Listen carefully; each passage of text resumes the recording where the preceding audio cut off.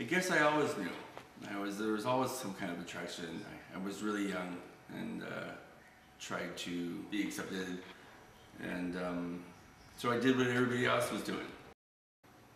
I guess it wasn't something that I really talked about. I kind of went through the denial stages, and I said that I was bisexual, or it was the early 80s, and I kind of felt, that was the cool thing then. Everybody was, if you were bisexual, it was the cool thing to do. So of course I claimed that for a while. I was really young. I was really young when I had my son. I was 14 when he was born.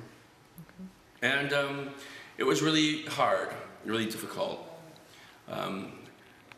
Being this person, like I said, I was 19 when I came out, and moved to San Francisco, to one of the biggest, gayest meccas of the universe, and there I was. And I did everything I could to protect my identity, I guess, and to protect my children and their best interests.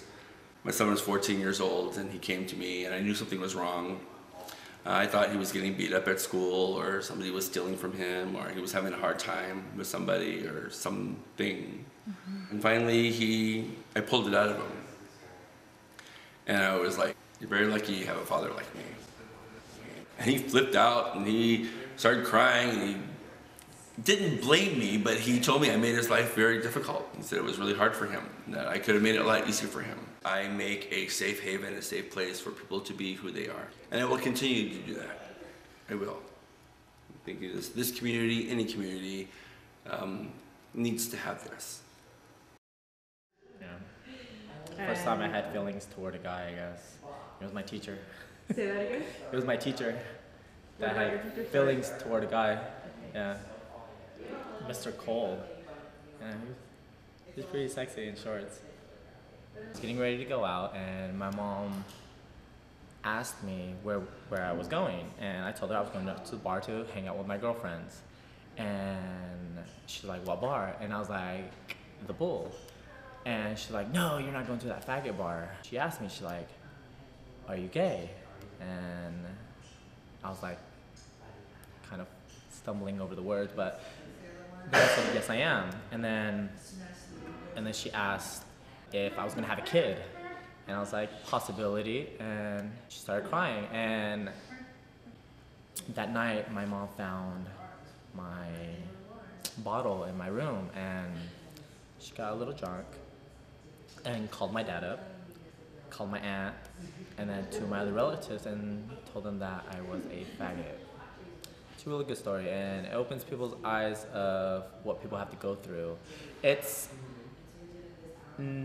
not the coming out part that scares us, is the acceptance part. We want to be accepted. Are they going to accept you for who you are? Are they going to judge you? I knew I was a little ball of glitter when I was in middle school. I knew I was a little on the different side, but I didn't want to accept it. I didn't want to believe that that was what I wanted to be. I dated girls. I did the girlfriend thing for a while. The marching band in my high school, and I knew that there was a couple guys that I really was attracted to, and I knew one of them was gay. And I met one of my best friends. Her name was Ashley, and me and her, she was a lesbian, and I knew she was out to the high school. And she kind of like was my crutch. Like, me and her hung out, and I was able to lean against her and learn a little bit about being gay. And then I finally came out of the closet about 2 years ago. And I lost my sister in 2005 to cancer. She had a brain aneurysm. I felt like I was always running from that pain, that hurt, the feelings of losing my sister. Sat down with my mom, and I told her that I liked guys and I was gay. Mm-hmm. And she was very accepting of it. And about a year after I came out, I started doing drag. I wanted to try making my own wigs and styling my own hair and doing my own makeup and making my own outfits, be myself and express my likes of music and my likes of makeup and art. And outfits that I like to wear, and I could be slutty or I could be sexy, and it's something that I really love to do, and it's a passion, and I wouldn't give it up for the world. I always knew I was different ever since I was little. I had crushes on all my girlfriends, crushes on all the pretty teachers, you know, elementary school.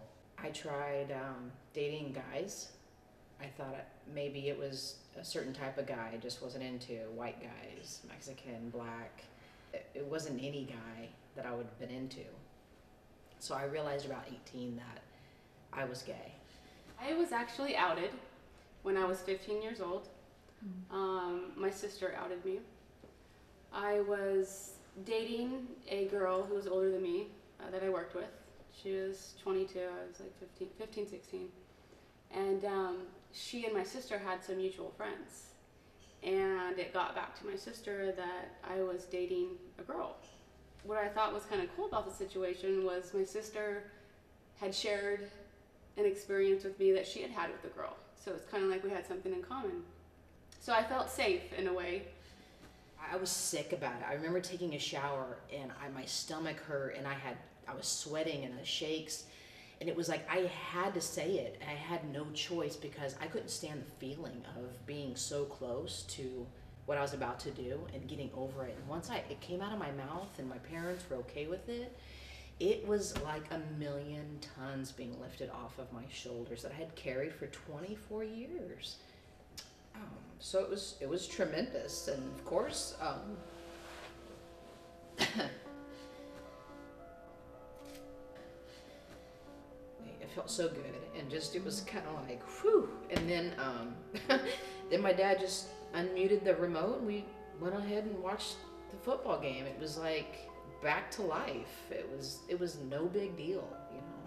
I felt it was important to come out because I wanted to be happy, and I wanted to live my life for me, not for anybody else or what anybody else wanted me to be. And I wanted to be open, and whether accepted or not, I just wanted to be who I was and not have to hide that. I think you're born this way. Absolutely, without doubt, without doubt. We all have our own story. Our own experiences. Some good, some bad. But we live our lives to share, to tell, to live, to celebrate. Going out and coming out.